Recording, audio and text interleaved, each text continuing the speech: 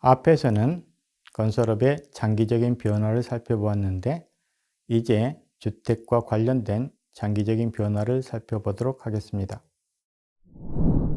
전체 건축 허가 면적 중 주거용이 40% 내외를 차지하였으며 그 비율에 큰 변화는 없었기 때문에 주택 건설 호수의 추이는 건축 허가 면적과 거의 비슷한 추이를 보여줍니다.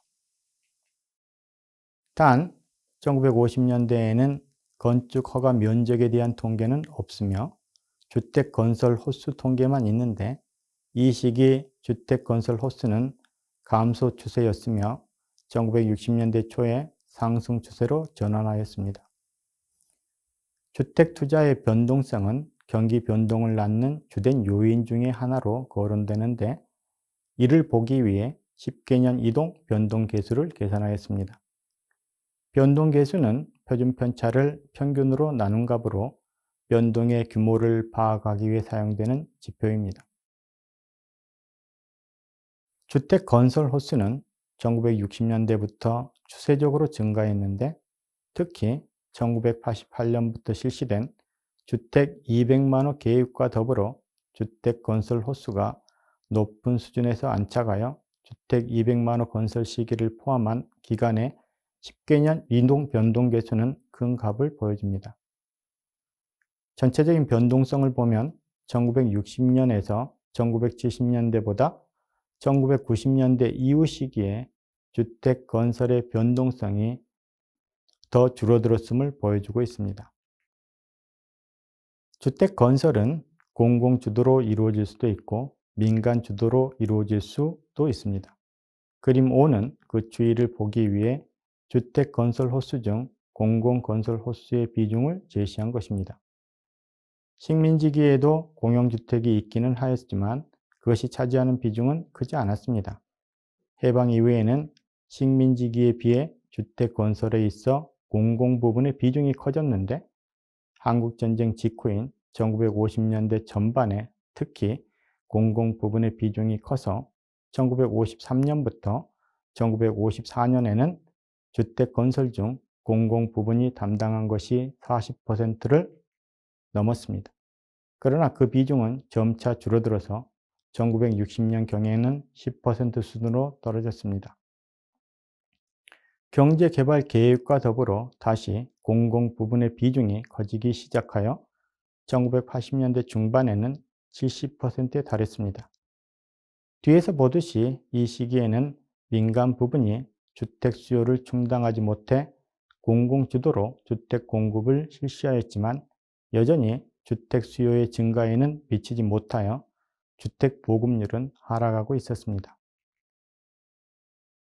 1980년대 후반에는 주택 200만 호 건설을 대선 공약으로 내건 노태우 정권이 등장하면서 민간 건설업체가 주택 건설에 참여할 수 있는 우호적인 환경이 조성되었습니다.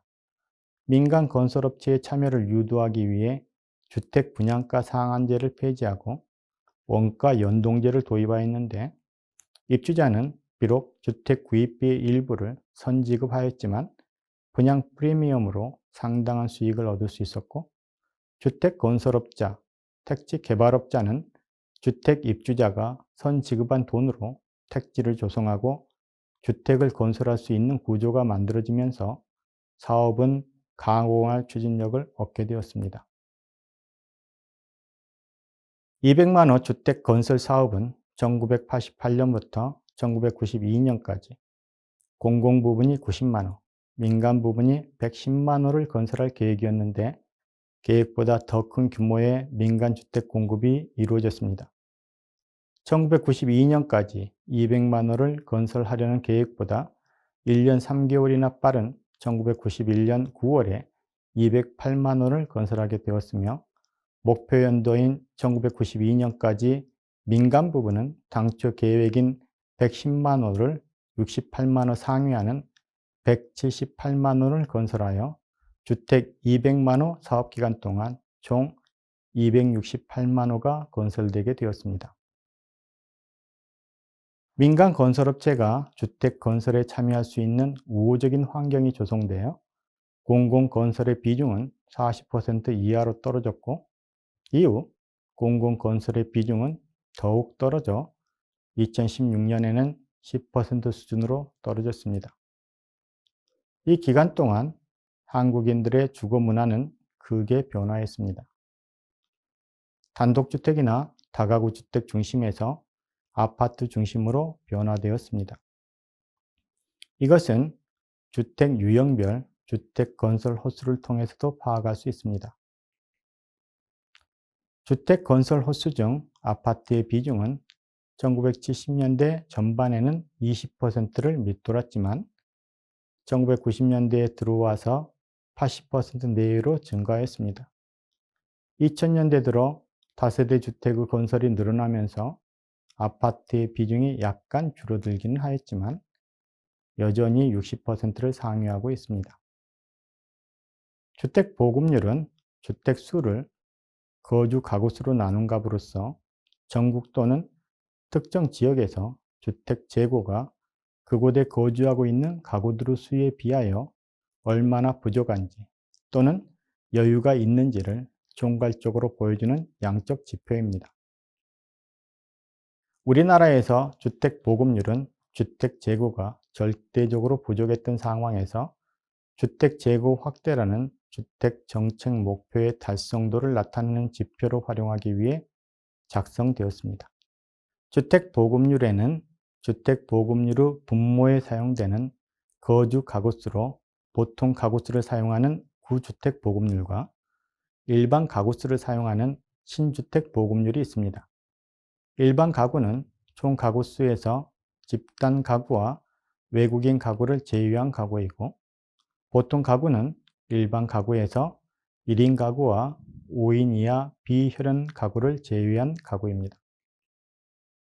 최근에는 독립적인 주거생활자로서 1인 가구가 무시할 수 없는 규모로 성장하고 있는데, 보통 가구수를 분모로 사용하는 구주택 보급률에서는 1인 가구와 5인 이하 비혈연 가구를 독립적인 주거생활자로 보지 않았지만, 신주택 보급률에서는 이들을 독립적인 주거생활자로 봅니다. 따라서 신주택 보급률은 구주택 보급률보다 분모가 더 커지기 때문에 주택 보급률 값은 더 작아집니다. 그림 7은 주택 보급률의 장기적인 추이를 제시한 것입니다. 구주택 보급률의 장기적인 추이를 보면 1988년까지는 지속적으로 떨어지고 있지만 이후 급속하게 증가하여 현재 주택 보급률은 100%를 훨씬 넘어서고 있습니다. 신주택 보급률로 보면 2007년까지는 100을 넘지 않았지만 2008년 이후가 되면 신주택 보급률도 100을 넘는 상태에 도달했습니다.